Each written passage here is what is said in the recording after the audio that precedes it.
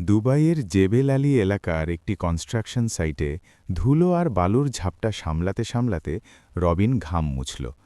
মাথার ওপর গনগনে সূর্য যেন আজ খই ফোটাচ্ছে। ৭ বছর আগে যখন সে প্রথম এই মরুভূমিতে পা রেখেছিল, তখন তার চোখে ছিল হাজারো স্বপ্ন। ছোট বোনটার বিয়ে, ভাঙা ঘরটা পাকা করা আর প্রাণপ্রিয় স্ত্রী সোহাগীকে সুখে রাখা। রবিন একজন সাধারণ ফোরম্যান। হাড় ভাঙা খাটুনি শেষে যখন লেবার ক্যাম্পের ছোট্ট ঘরে ফেরে, তখন তার শরীর আর চলে না, কিন্তু মনের জোরে সে টিকে আছে। গত সপ্তাহে সোহাগী তাকে একটা ভিডিও কল দিয়ে কান্নাকাটি করেছে, কারণ পাশের বাড়ির ভাবি নাকি হীরের নাকফুল পড়েছে, আর সোহাগীর কাছে শুধু পুরনো ডিজাইনের গয়না। রবিন ক্যাম্পের সরু খাটে শুয়ে ফোনটা হাতে নিল। শরীরটা আজ ভীষণ ম্যাজ করছে, সম্ভবত জ্বর আসবে। সোহাগীকে ফোন দিতেই ওপাশ থেকে কর্কশ গলায় সোহাগী ধরল। এতক্ষণে সময় হলো তোমার? আমি কখন থেকে মেসেজ দিয়ে বসে আছি। রবিন ক্লান্ত গলায় বলল, আজ ডিউটি একটু বেশি ছিল সোহাগী, শরীরটাও ভালো নেই। তুমি কেমন আছো? মা বাবা কেমন আছে?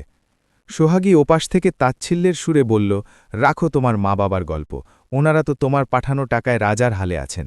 আমার কথা শোনো, আমার ছোট ভাইটা আর একটা বাইক দরকার, তুমি আগামী সপ্তাহে ৫০,০০০ টাকা পাঠাবে। রবিন আকাশ থেকে পড়ল, ৫০,০০০ টাকা? সোহাগী, গত মাসেই তো তোমার বাবার বাড়িতে ফ্রিজ কেনার জন্য টাকা দিলাম। আমার এই মাসের বেতন থেকে এখনও রুমের ভাড়া আর খাবারের টাকা দিতে পারিনি। সোহাগী এবার চড়া গলায় বলতে শুরু করল, কেন পারবে না? অন্য প্রবাসীরা কি টাকা পাঠায় না? তোমার পাশের রুমের কলিম ভাই তো প্রতি মাসে ১ লাখ করে পাঠায়। তুমি কি সেখানে বসে হাওয়া খাও? আমার ভাইটার একটা শখ হয়েছে, সেটা পূরণ করতে তোমার এত কষ্ট?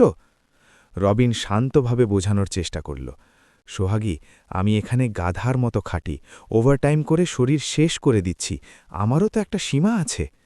সোহাগী এবার তার তুরুপের তাস চালল। ঠিক আছে, টাকা দিতে পারবে না তো? তাহলে শোনো, কাল থেকেই আমি খাওয়া দাওয়া বন্ধ করে দেব, আর যদি বেশি বাড়াবাড়ি করো তবে আমি বাবার বাড়ি চলে যাব।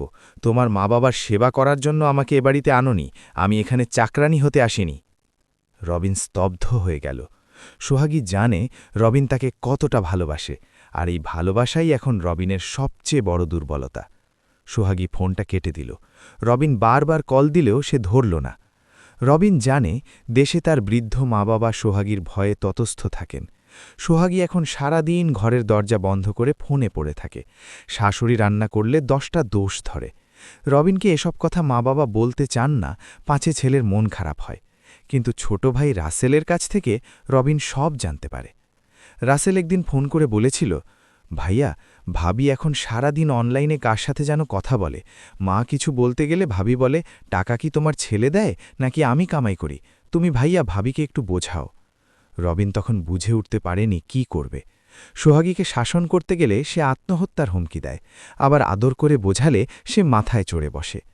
রাত বাড়ছে। দুবাইয়ের মরুভূমির বাতাস এখন কিছুটা ঠান্ডা। রবিনের জ্বরের ঘোরে মনে হচ্ছে সোহাগী তার পাশে বসে মাথায় জলপট্টি দিচ্ছে, কিন্তু চোখ মেলতেই সে দেখল ছাদের ওপর ঘড়ঘড় শব্দে চলতে থাকা পুরনো ফ্যানটা। সোহাগী এখন ফেসবুক আর টিকটকে খুব ব্যস্ত। সে সেখানে নিজেকে সিঙ্গেল হিসেবে পরিচয় দেয় কিনা রবিন মাঝে মাঝে সেই সন্দেহও করে, কারণ সোহাগীর ফ্রেন্ড লিস্টে শত শত অপরিচিত পুরুষ। রবিন যখন জিজ্ঞেস করে, সোহাগী উত্তর দেয়, এরা আমার ফলোয়ার, তুমি বুঝবে না, তুমি তো খেটে খাওয়া কামলা, এসব মডার্ন কালচার তোমার মাথায় ঢুকবে না। রবিনের বুকটা অপমানে ছিঁড়ে যায়। যে সোহাগীর হাসিমুখ দেখার জন্য সে নিজের যৌবন এই মরুভূমিতে বিসর্জন দিচ্ছে, সেই সোহাগী তাকে কামলা বলে গালি দেয়। জ্বরটা গত ৩ দিনে কমেনি, বরং হাড় কাঁপানো কাঁপুনি দিয়ে রবিনকে কাবু করে ফেলেছে। কিন্তু লেবার ক্যাম্পে শুয়ে থাকার বিলাসিতা রবিনের নেই। সোহাগীর সেই আল্টিমেটাম, ভাইয়ের বাইকের জন্য ৫০,০০০ টাকা চাই। রবিন জানে টাকা না পাঠালে সোহাগী বাড়িতে তুলকালাম শুরু করবে, হয়তো তার বৃদ্ধ মা বাবাকেই ঘর থেকে বের করে দেবে। সকাল ৫টায় অ্যালার্ম বাজার সাথে সাথেই রবিন টলটলে উঠল। চোখে ঝাপসা দেখছে, কিন্তু মনে মনে জপছে, কাজ করতে হবে, টাকা পাঠাতে হবে। নির্মাণাধীন ভবনের ১০ তলায় আজ মাচা বাঁধার কাজ। রবিন ফোরম্যান হলেও লোকবল কম থাকায় তাকেও হাতে হাত লাগাতে হচ্ছে। রোদে পুড়ে শরীরটা তামাটে হয়ে গেছে, তার ওপর জ্বরের ঘোরে হাত পা কাঁপছে। সহকর্মী ইসমাইল পাশ থেকে বলল, রবিন ভাই, আপনার শরীর তো একদম ভালো ঠেকছে না, আজ ছুটি নিন না। রবিন মলিন হাসল। ছুটি নিলে বেতন কাটবে ইসমাইল, ঘরে বউয়ের আবদার, ভাইয়ের পড়াশোনা। ছুটি আমার কপালে নেই। ঠিক দুপুরের দিকে দুর্ঘটনাটা ঘটল। রবিন যখন ওপর থেকে একটি লোহার অ্যাঙ্গেল টানছিল, হুট করেই তার মাথাটা চক্কর দিয়ে উঠল। চোখের সামনে সব কিছু অন্ধকার হয়ে গেল। ভারসাম্য হারিয়ে রবিন সরাসরি নিচে পড়ে যাচ্ছিল। ভাগ্যিস সেফটি বেল্টটা ঠিকমতো লাগানো ছিল, কিন্তু ঝুলে যাওয়ার সময় লোহার রডের সাথে লেগে তার বাম পা আর পাঁজরে প্রচণ্ড চোট লাগল। হাসপাতালের বেডে রবিন যখন জ্ঞান ফিরল, রবিন নিজেকে দেখল দুবাইয়ের একটি সরকারি হাসপাতালের সাদা বিছানায়। চারপাশে যান্ত্রিক শব্দ। ডাক্তার জানালেন তার পায়ের হাড় ভেঙেছে এবং পাঁজরে চির ধয়েছে। অন্তত 2 মাস তাকে পূর্ণ বিশ্রামে থাকতে হবে। রবিনের প্রথম চিন্তাই হল, কাজ করতে না পারলে টাকা আসবে কোত্থেকে? সোহাগীকে কি জবাব দেব? রবিন কাঁপা কাঁপা হাতে ফোনটা নিল, সোহাগীকে ভিডিও কল দিল। সে ভেবেছিল তার এই ব্যান্ডেজ করা মুখ আর জখম দেখে সোহাগী অন্তত একটু মায়া দেখাবে। সোহাগীর পাথুরে হৃদয়। ভিডিও কল ধরতেই সোহাগী বিরক্ত হয়ে বলল, এত বেলা করে কল দিলে কেন? আমি তো পার্লারে যাচ্ছিলাম। রবিন ফোনের ক্যামেরাটা তার ব্যান্ডেজ করা পায়ের দিকে ঘুরিয়ে বলল, সোহাগী, আমি অ্যাক্সিডেন্ট করেছি, হাসপাতালে আছি, কাজ বন্ধ হয়ে গেছে। সোহাগীর মুখে উদ্বেগের কোনো চিহ্ন দেখা গেল না, বরং সে কপাল কুঁচকে বলল, অ্যাক্সিডেন্ট করেছ মানে? তাহলে আমার ভাইয়ের বাইকের টাকার কি হবে? তুমি কি ইচ্ছা করে এসব করছো যাতে টাকা পাঠাতে না হয়? রবিনের কানে বিশ্বাস হচ্ছিল না। সে ফুঁপিয়ে কেঁদে উঠল, সোহাগী, আমি ব্যথায় মরছি, আর তুমি টাকার কথা বলছ? ডাক্তার বলেছে 2 মাস আমি হাঁটতে পারব না। সোহাগী এবার হিসহিসিয়ে উঠল, শোনো রবিন, এসব কান্নাকাটি আমার কাছে করো না। তোমার কোম্পানি নিশ্চয়ই ইন্স্যুরেন্সের টাকা দেবে, সেই টাকা থেকে আমার 50,000 পাঠিয়ে দাও। আর শোনো, তুমি যদি ঘরে টাকা না পাঠাতে পারো, তবে আমি এ বাড়িতে 1 মুহূর্ত থাকব না। আমার জীবনটা তুমি পেজ পাতা করে দিলে। বলেই সোহাগী কলটা কেটে দিল। রবিন স্তব্ধ হয়ে সিলিংয়ের দিকে তাকিয়ে রইল। তার মনে হল শরীরের হাড় ভাঙার ব্যথার চেয়ে মনের ভেতর যে বিশ্বাসটা ভেঙেছে তার যন্ত্রণা বহু গুণ বেশি। অগোচরে যা ঘটছে। এদিকে বাংলাদেশের সোহাগী তখন দিব্যি সেজেগুজে বের হওয়ার প্রস্তুতি নিচ্ছে। রবিনের মা রান্নাঘর থেকে এসে মিনতি করলেন, বৌমা, রবিন নাকি হাসপাতালে, ওরে একটা ফোন করো না মা। সোহাগী কড়া গলায় বলল, আপনার ছেলে নাটক করছে, টাকা পাঠাবে না বলে এসব ফোন দি, আমাকে জ্ঞান দিতে আসবেন না। সোহাগী বাড়ি থেকে বের হয়ে সোজা গেল তার কথিত এক কাজিনের সাথে দেখা করতে, যে কাজিনের কথা রবিন জানে না।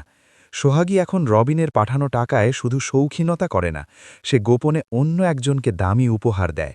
রবিন মরুভূমিতে ঘাম ঝরায়, আর সোহাগী সেই ঘামের টাকায় পরপুরুষের সাথে রেস্টুরেন্টে বসে আড্ডা দেয়। হাসপাতালে রবিনের পাশে বসেছিল তার দীর্ঘদিনের বন্ধু এবং সহকর্মী ইসমাইল। ইসমাইল অনেক দিন ধরেই কিছু একটা বলতে চাইছিল, কিন্তু বলতে পারছিল না। রবিনের এই অবস্থা দেখে সে আর চুপ থাকতে পারল না। ইসমাইল বলল, রবিন, একটা কথা বলবো, রাগ করিস না। কয়েকদিন আগে দেশে গিয়েছিলাম, মনে আছে? তোদের গ্রামের বাজারে আমি সোহাগী ভাবিকে দেখেছিলাম। একটা ছেলের সাথে মোটর সাইকেলে ঘুরে বেড়াচ্ছিল সে। আমি ভেবেছিলাম হয়তো তোর কোনো আত্মীয়, কিন্তু পরে শুনলাম গ্রামের লোকজন আড়ালে অনেক কথা বলছে। রবিনের হৃৎপিণ্ড যেন এক মুহূর্তের জন্য থমকে গেল। সে ইসমাইলের হাসটা খামচে ধরল। কি বলছো এসব ইসমাইল? সোহাগী আমাকে ছাড়া কাউকে চেনে না। ইসমাইল দীর্ঘশ্বাস ফেলে বলল, বন্ধু, প্রবাসীদের চোখ অনেক সময় মায়ায় অন্ধ থাকে। তুই যাকে রাজরানী করে রেখেছিস, সে হয়তো অন্য কারো রানী হওয়ার স্বপ্নে বিভোর। হাসপাতালের সাদা বিছানায় শুয়ে রবিন প্রথমবার অনুভব করল সে আসলে কতটা একা। প্রবাসে আমরা যারা আসি তারা ভাবে আমাদের পেছনে একটা পরিবার আছে, কিন্তু আজ রবিনের মনে হচ্ছে সে আসলে কেবল একটা এটিএম মেশিন। টাকা বের হওয়া বন্ধ হলে মেশিনের যেমন আর কোনো কদর থাকে না, রবিনের অবস্থাও আজ ঠিক তেমন। সেটা ছোট ভাই রাসেলকে ফোন দিল। রাসেল রবিনের খুব ভক্ত, কিন্তু বড় ভাইয়ের সংসারের অশান্তির ভয়ে অনেক সত্য সে এতদিন গোপন করে গিয়েছিল। ফোন ধরতেই রবিন কোনো ভূমিকা না করে বলল, রাসেল, তুই আমার আপন ভাই, আমার কাছে কিছু লুকাবি না। সোহাগী সারাদিন কোথায় যায়, কার সাথে কথা বলে? রাসেল ওপাশ থেকে কিছুক্ষণ চুপ করে রইল। তারপর ধরা গলায় বলল, ভাইয়া, তুমি অসুস্থ, এখন এসব শুনে সইতে পারবে না। তুমি সুস্থ হয়ে ফেরো। রবিন চিৎকার করে উঠল, রাসেল, বল আমাকে, আমি এখানে পঙ্গু হয়ে পড়ে আছি, আমার শেষ সম্বলটুকু কি নষ্ট হয়ে যাচ্ছে? রাসেল তখন মুখ খুলল, ভাইয়া, ভাবি এখন আর বাড়িতে ঠিকমতো থাকে না। প্রতিদিন দুপুরবেলা সে সেজেগুজে বের হয়, মায়ের সাথে খারাপ ব্যবহার করে। গ্রামে রটেছে পাশের গ্রামের এক বখাটে ছেলে আকাশ, তার সাথে ভাবির খুব দহরম মহরম। তুমি যে টাকাগুলো পাঠাও, ভাবি তার একটা বড় অংশ আকাশের পেছনে খরচ করে। রবিনের মাথার ভেতর যেন হাজারো মৌমাছি একসাথে গুনগুন করে উঠল। তার পাঠানো কষ্টের টাকা দিয়ে সোহাগী অন্য পুরুষের সাথে আনন্দ করছে, যে টাকা সে নিজের রক্ত জল করে আয় করেছে। দুদিন পর সোহাগী নিজেই রবিনকে কল দিল, তবে খোঁজ নেবার জন্য নয়। কি হলো, টাকা পাঠিয়েছ? আমার ভাই তো আজ শোরুমে যাবে বাইক নিতে। রবিন এবার আর নরম হল না। সে দাঁতে দাঁত চেপে বলল, সোহাগী, আমি হাসপাতালে, আমার ইন্স্যুরেন্সের টাকা পেতে সময় লাগবে। আর আমার ভাই রাসেল বলল, তুমি নাকি প্রতিদিন বাইরে যাচ্ছ, কোথায় যাও তুমি? সোহাগীর গলার স্বর মুহূর্তেই বদলে গেল। সে চেঁচিয়ে বলল, রাসেল একটা মিথ্যুক, ও চায় না আমি তোমার টাকা ভোগ করি, আর আমি কোথায় যাই না যাই সেটা কৈফিয়ত তোমাকে দিতে হবে কেন? তুমি বিদেশে আছো, বিদেশে থাকো, আমার ওপর গোয়েন্দাগিরি করার চেষ্টা করবে না। যদি টাকা না পাঠাও তবে কালই আমি ডিভোর্স পেপার পাঠাবো। ডিভোর্স, এই শব্দটা সোহাগী এর আগেও কয়েকবার অস্ত্র হিসেবে ব্যবহার করেছে। রবিন প্রতিবার ভয় পেত, কিন্তু আজ রবিনের মনে হল এই সম্পর্কের বাঁধন কি আসলে আদৌ টিকে আছে। সোহাগী ফোন রাখার পর তার বন্ধু আকাশের সাথে দেখা করতে গেল। আকাশ দেখতে সুঠামদেহী, কিন্তু কোনো কাজকর্ম করে না। সোহাগীর পাঠানো টাকায় সে দামি সিগারেট আর নেশা করে।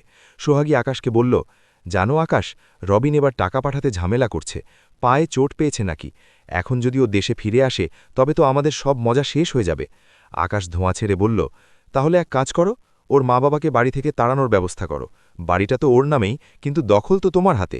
আর ওকে বলে দাও, এখন দেশে ফিরলে তুমি আত্মহত্যা করবে। সোহাগীর চোখে এক ক্রূর হাসি ফুটে উঠল। সে ভাবল, রবিনের যা জমানো টাকা আছে সব যদি একবার হাতিয়ে নেওয়া যায়, তবে সে আকাশকে নিয়ে শহরে গিয়ে নতুন জীবন শুরু করতে পারবে। হাসপাতালে শুয়ে রবিন ইন্টারনেটে সোহাগীর ফেসবুক প্রোফাইলটা নতুন একটা আইডি দিয়ে সার্চ দিল। সে দেখল সোহাগী তাকে ব্লক করে রেখেছে ঠিকই, কিন্তু নতুন আইডিতে তার ছবিগুলো পাবলিক করা। সেখানে সোহাগী নিজেকে সিঙ্গেল দাবি করে লিখেছে, জীবনটা একাই কাটাতে চাই, কেউ নেই বোঝার মতো। ছবির নিচে শত শত কমেন্ট। কেউ বলছে সে পরীর মতো সুন্দরী, কেউ তাকে প্রেমের প্রস্তাব দিচ্ছে, আর সোহাগী সবাইকে হার্ট ইমোজি দিয়ে রিপ্লাই দিচ্ছে। রবিন নিজের চোখকে বিশ্বাস করতে পারছিল না। সে যে সোহাগীকে চিনত, এ কি সেই সোহাগী, নাকি টাকার লোভে একটা মানুষ এতটা নিচে নামতে পারে? পরদিন ডাক্তার জানালেন রবিনের প্লাস্টার কেটে দেওয়া হবে, কিন্তু সে এখনও ভারী কাজ করতে পারবে না। রবিন তার বন্ধু ইসমাইলকে বলল, ইসমাইল, আমাকে কোনোভাবে দেশে যাওয়ার টিকিট কেটে দে, আমি না জানিয়ে বাড়ি ফিরব। ইসমাইল অবাক হল, এই অবস্থায় যাবি? তোর তো এখনও বিশ্রাম দরকার। রবিন ম্লান হেসে বলল, শরীরের বিশ্রামের চেয়ে আত্মার শান্তি বড় বন্ধু। আমি দেখতে চাই আমার অনুপস্থিতিতে আমার ঘরটা কতটা পর হয়ে গেছে। আমি দেখতে চাই সোহাগী আমার ভালোবাসার কতটুকু মর্যাদা দিয়েছে। রবিন যখন হুইল চেয়ারে করে এয়ারপোর্টের দিকে যাচ্ছিল, তার পকেটে ছিল মাত্র কয়েকশো দিরহাম। বাকি সব টাকা সে সোহাগীর অ্যাকাউন্টে পাঠাতে পাঠাতে নিজেকে রিক্ত করে ফেলেছে। কিন্তু আজ তার মনে একটা জেদ, সে আর কাঁদবে না। সে জানে দেশে গিয়ে তাকে হয়তো এক বড় যুদ্ধের মুখোমুখি হতে হবে, কিন্তু সে তৈরি। প্রবাসীদের সহজ সরল জীবনের সুযোগ নিয়ে যারা ছিনিমিনি খেলে, তাদের মুখোশ খুলে দেওয়ার সময় এসেছে। এয়ারপোর্টের বাইরে এসে যখন রবিন দাঁড়াল, তার চেনা শহরটা আজ বড় অচেনা মনে হল। হাতে একটা লাঠি, পায়ে প্লাস্টার আর কপালে ব্যান্ডেজ। কোনো মতে একটা ট্যাক্সি ভাড়া করে সে তার গ্রামের বাড়ির দিকে রওনা হল। সে কাউকে জানায়নি, না তার মা বাবাকে, না তার ছোট ভাই রাসেলকে। আর সোহাগী, সে তো রবিনের ফোনের নম্বরটাই ব্লক করে রেখেছে গত দুদিন ধরে। ট্যাক্সিতে বসে রবিন জানালার বাইরে তাকাচ্ছিল। এই রাস্তা দিয়ে সে যখন 7 বছর আগে গিয়েছিল, তখন তার দুচোখ ভরা ছিল রঙিন স্বপ্ন। আজ সেই চোখ দুটো লোনা জলে ভেজা। গ্রামের মোড়ে ট্যাক্সি থেকে নেমে রবিন খুঁড়িয়ে খুঁড়িয়ে হাঁটতে শুরু করল। রাত তখন প্রায় 9টা। চারপাশ নিস্তব্ধ। দূর থেকে নিজের আধা পাকা বাড়িটা দেখে রবিনের বুকটা কেঁপে উঠল। এই বাড়িটার প্রতিটি ইটের জন্য সে প্রবাসে ঘাম ঝরিয়েছে। বাড়ির কাছে আসতেই রবিন দেখল ড্রয়িং রুমের নতুন সোফায় সোহাগী বসে আছে। সেই সোফা, যেটা নিয়ে গত মাসে রবিনকে সে জঘন্য ভাষায় গালিগালাজ করেছিল। কিন্তু সোহাগী একা নয়, তার সামনে বসে আছে এক অপরিচিত যুবক, আকাশ। তারা দুজন হাসাহাসি করছে, আর টেবিলের ওপর দামি সব খাবারের প্যাকেট। রবিন জানালার আড়াল থেকে দেখল সোহাগী আকাশের মুখে এক টুকরো মিষ্টি তুলে দিচ্ছে আর বলছে, জানো আকাশ, বুড়োটাকে ডিভোর্স দিতে পারলেই এই বাড়ি আর সব সম্পত্তি আমার হবে। ও তো আর বেশি দিন বাঁচবে না, যে হারে অ্যাক্সিডেন্ট করছে। আকাশ হাসল। তুমি তো দারুণ চাল চেলেছ সোহাগী, ওর মা বাবাকে তো কোণঠাসা করে ফেলেছ। রবিনের রক্ত যেন মাথায় উঠে গেল, কিন্তু সে নিজেকে সামলে নিল। সে ধীর পায়ে বাড়ির পেছনের দিকে গেল। সেখানে রান্নাঘরের এক কোণে একটা ছোট ভাঙা চৌকিতে তার মা আর বাবা বসে আছেন। তাদের থালায় শুধু ডাল আর ভাত। সোহাগী তাদের ড্রয়িং রুমে বসার অধিকারটুকুও কেড়ে নিয়েছে।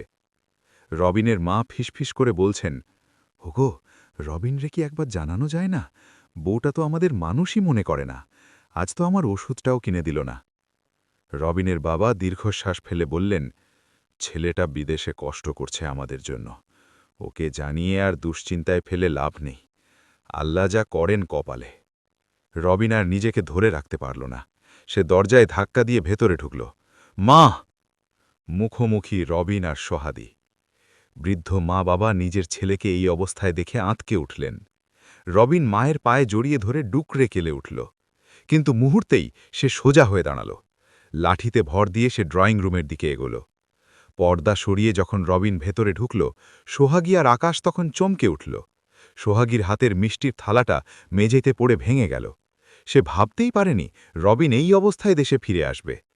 সোহাগী তোতলামি করে বলল, রবিন, তুমি তুমি তো বললে হাসপাতালে। রবিন শান্ত কিন্তু ভয়ঙ্কর গলায় বলল, হাসপাতালেই ছিলাম সোহাগী, কিন্তু তোমার মায়া আমাকে টেনে এনেছে। এই যে আকাশ, না কি নাম তোমার, আমার কষ্টের টাকায় মিষ্টি খাচ্ছ, স্বাদ কেমন? আকাশ উঠে দাঁড়িয়ে দম্ভের সাথে বলল, এই মিয়া, কে আপনি? সোহাগীর সাথে আমার বিয়ে ঠিক হয়ে আছে, আপনি তো কবেই পটল তুলতেন। রবিন হাসল, বিষাদময় সেই হাসি। বিয়ে ঠিক হয়ে আছে? এখনো তো আমি ওর স্বামী, এখনো তো আমার রক্ত দিয়ে গড়া এই বাড়িতে তুই বসে আছিস। সোহাগী যখন দেখল ধরা পড়ে গেছে, তখন সে আর মিথ্যার আশ্রয় নিল না। সে তার আসল রূপ ধারণ করল। হ্যাঁ, ঠিকই দেখেছ, আমি আকাশকে ভালোবাসি। তোমার মতো এক কামলার সাথে আমি আর থাকতে পারবো না। তুমি পঙ্গু হয়ে গেছ। এখন তোমার কাজ কি? আমার ডিভোর্স পেপার রেডি আছে, তুমি সই করে দিয়ে এই বাড়ি থেকে বেরিয়ে যাও।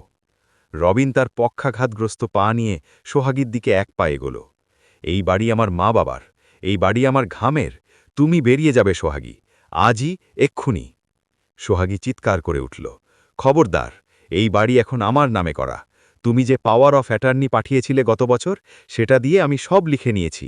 তুমি এখন নিজের বাড়িতেই একজন ভাড়াটে। রবিন স্তম্ভিত হয়ে গেল। সে বিশ্বাস করে সোহাগীকে সব দায়িত্ব দিয়েছিল, আর সোহাগী সেই বিশ্বাসের সুযোগ নিয়ে তাকে পথে বসিয়ে দিয়েছে। রবিন দেখল তার চারপাশটা অন্ধকার হয়ে আসছে। যে নারীকে এসে 7 বছর ধরে আরাধনা করেছে, সে আসলে এক বিষধর সাপ। সোহাগী আর আকাশ মিলে রবিনকে ধাক্কা দিয়ে ঘর থেকে বের করে দেওয়ার চেষ্টা করল, কিন্তু রবিন লাঠিটা শক্ত করে ধরল। সে মনে মনে প্রতিজ্ঞা করল, সহজ সরল রবিন হয়তো হেরে গেছে, কিন্তু একজন প্রতারিত প্রবাসীর লড়াই এখন কেবল শুরু। নিজের বাড়ি থেকে ধাক্কা খেয়ে উঠোনে পড়ে গেল রবিন। ভাঙা পায়ে প্রচণ্ড চোট লেগে সে ব্যথায় কোকিয়ে উঠল। সোহাগী দরজায় দাঁড়িয়ে তাচ্ছিল্যের হাসি হাসছে, আর তার পাশে দাঁড়িয়ে আকাশ সিগারেট টানছে। রবিনের বৃদ্ধ মা বাবা লাঠি ভর দিয়ে বেরিয়ে এলেন। মা চিৎকার করে বললেন, ওরে রবিন রে, মারিস না, ও তো তোদের কোনো ক্ষতি করেনি। ও বৌমা, ও তো তোর স্বামী। সোহাগী কর্কশ গলায় বলল, স্বামী ছিল, এখনও কেবল একটা বোঝা। আমার বাড়িতে ওর কোনো জায়গা নেই। আপনারা যদি বেশি বাড়াবাড়ি করেন, তবে ছেলেসহ আপনাদেরও রাস্তায় বের করে দেব। অন্ধকারে এক চিলতে আলো। রবিনকে টেনে তুলল তার ছোট ভাই রাসেল। রাসেল এতক্ষণ চুপচাপ সবকিছু পর্যবেক্ষণ করছিল। সে রবিনকে ধরে ঘরের এক কোণে নিয়ে গেল। রবিনের চোখে এখন আর জল নেই, সেখানে এখন ধিকি ধিকি জ্বলছে প্রতিশোধের আগুন। রবিন ফিসফিস করে বলল, রাসেল, আমি যে ভুল করেছি তার মাসুল দিচ্ছি, কিন্তু আমার মা বাবাকে এই অপমান সইতে দেব না। রাসেল রবিনের কানে কানে বলল, ভাইয়া, তুমি ভেঙে পড়ো না। তুমি প্রবাসে থাকতে সোহাগী ভাবি যখন ভাবত কেউ তাকে দেখছে না, তখন আমি আমার ফোন দিয়ে অনেক কিছু রেকর্ড করে রেখেছি। আকাশ আর ভাবি মিলে যে তোমার সই জাল করে জমি লিখে নিয়েছে, তার প্রমাণও আমার কাছে আছে।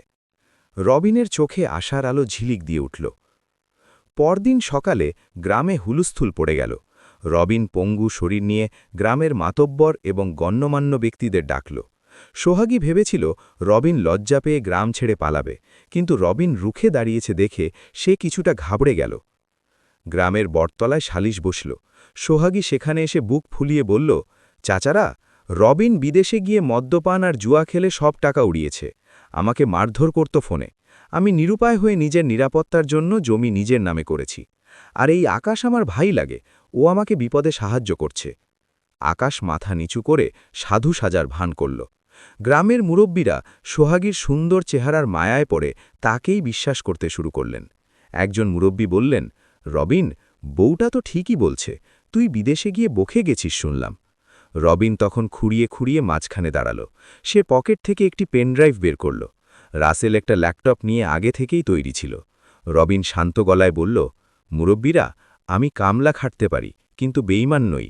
সোহাগী যাকে ভাই বলছে তার সাথে ওর সম্পর্ক কি, আর আমার সই কিভাবে জাল করা হয়েছে, সবই এখানে আছে।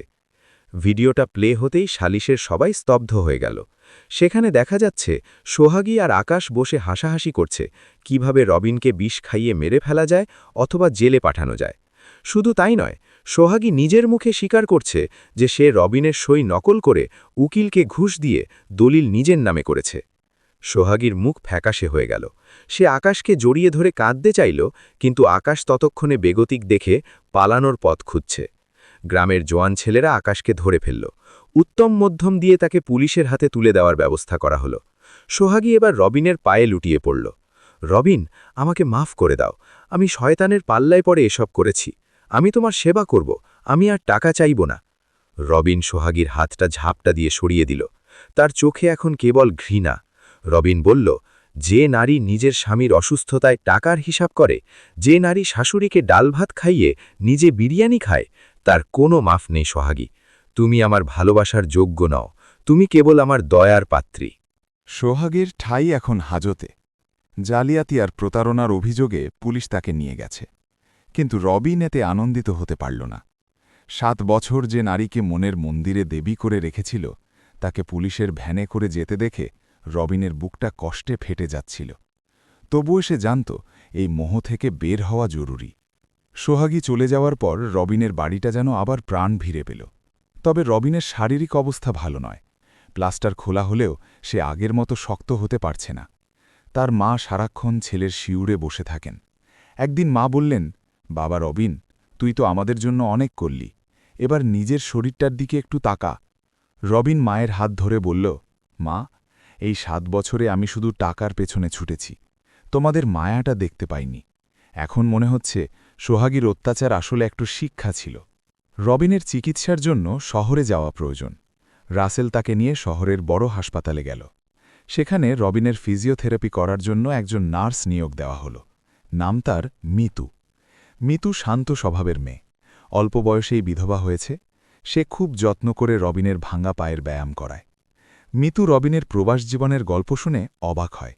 একদিন সে বলল, রবিন ভাই, আপনারা প্রবাসীরা আসলে মোমের মতো, সবাইকে আলো দিতে গিয়ে নিজেরা গলে শেষ হয়ে যান, অথচ দিন শেষে আপনাদের খোঁজ রাখার মতো কেউ থাকে না।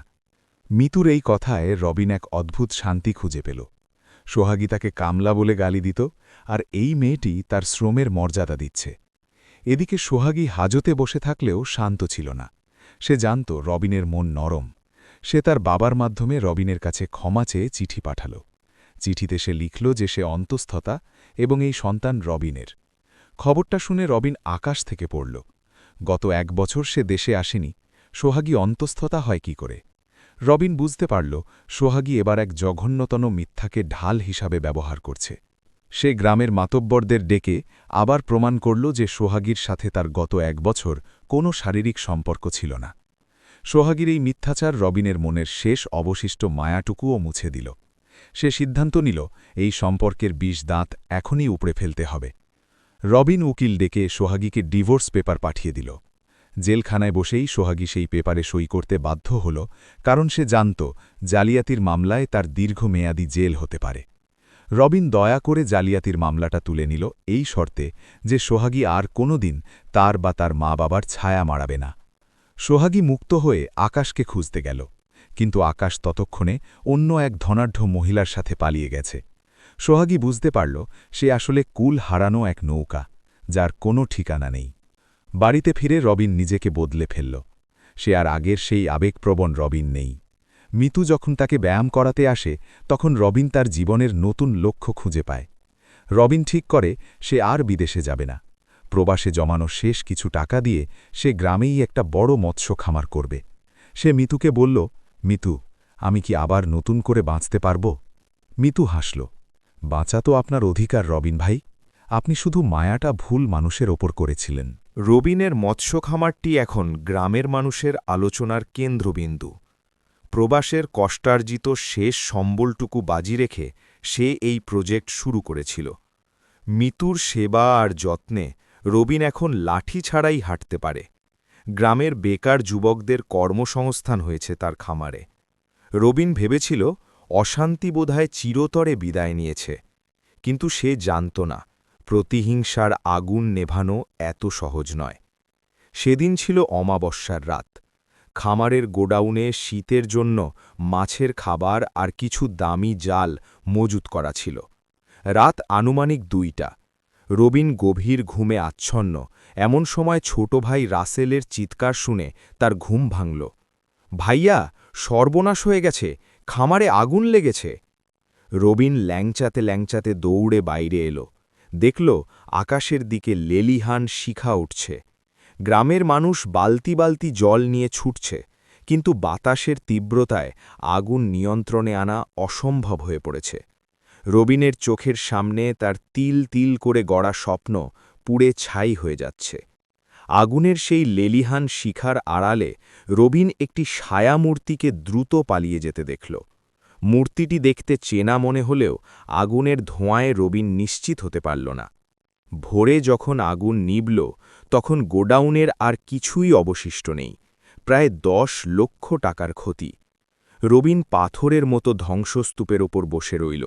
তার মনে পড়ল প্রবাসের সেই উত্তপ্ত দুপুরের কথা, যখন সে এক গ্লাস পানির জন্য ছটফট করত, শুধু এই টাকাগুলো জামাবে বলে। মিতু খবর পেয়ে ছুটে এলো। রবিনের এই বিধ্বস্ত চেহারা দেখে সে কেঁদে ফেলল। মিতু পাশে বসে শান্ত গলায় বলল, রবিন ভাই, ভেঙে পড়বেন না, সম্পদ গেছে, আপনি তো বেঁচে আছেন। রবিন শূন্য দৃষ্টিতে তাকাল।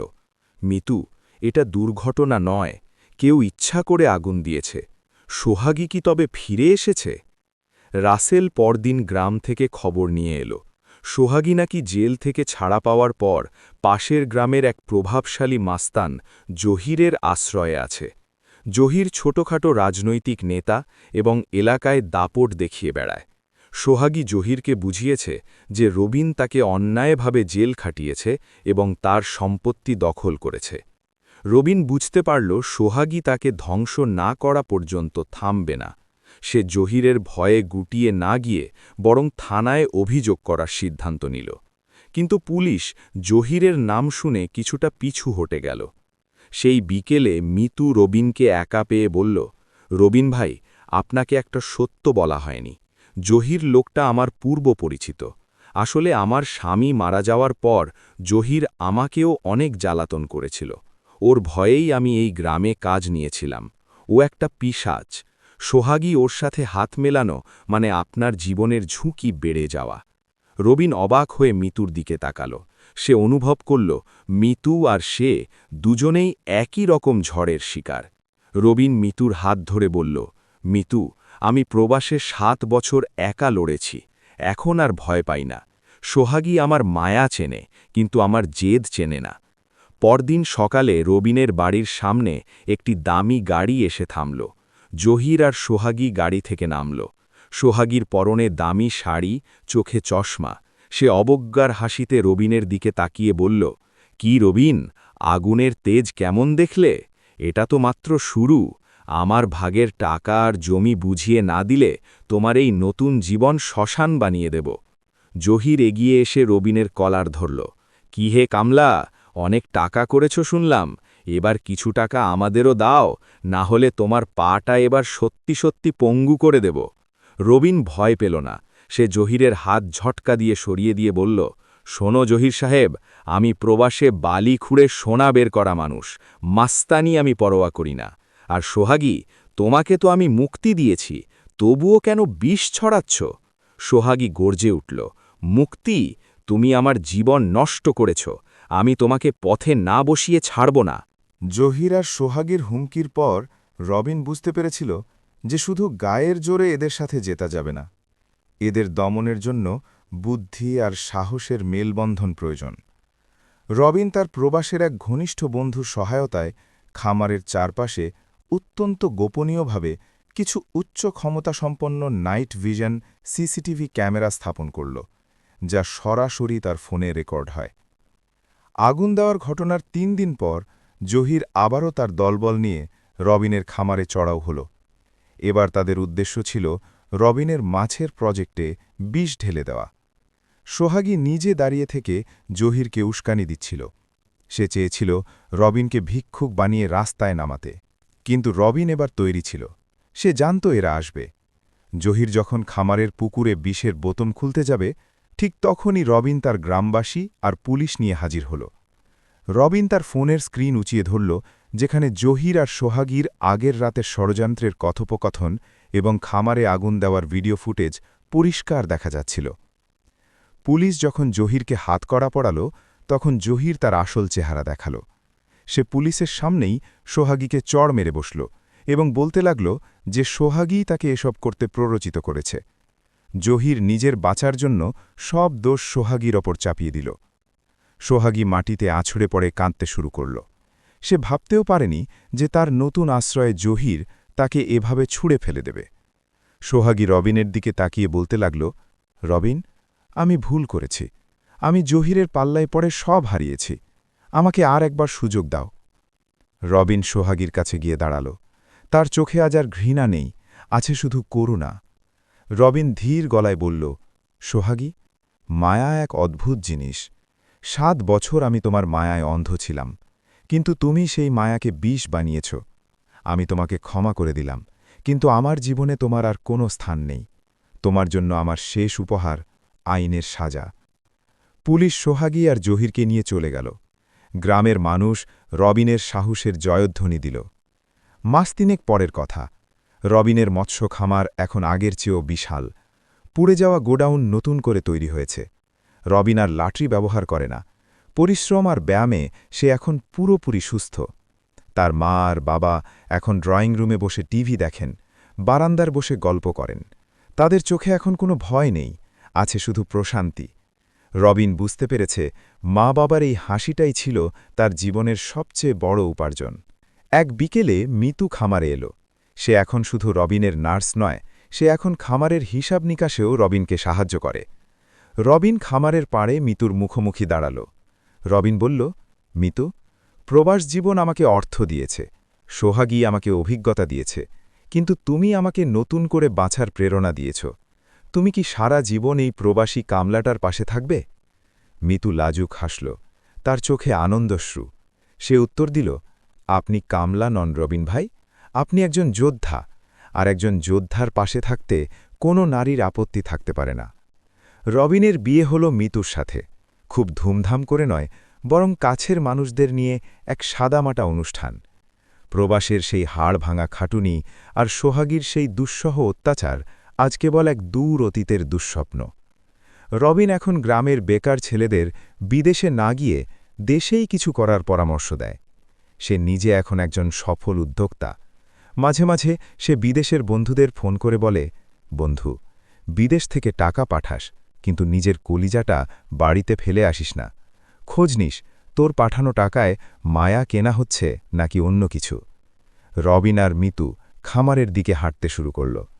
অস্তগামী সূর্যের রক্তিম আভা তাদের ভবিষ্যতের দিকে ইঙ্গিত করছে, যেখানে প্রতারণা নেই, আছে কেবল পরিশ্রম আর নিখাদ ভালোবাসা।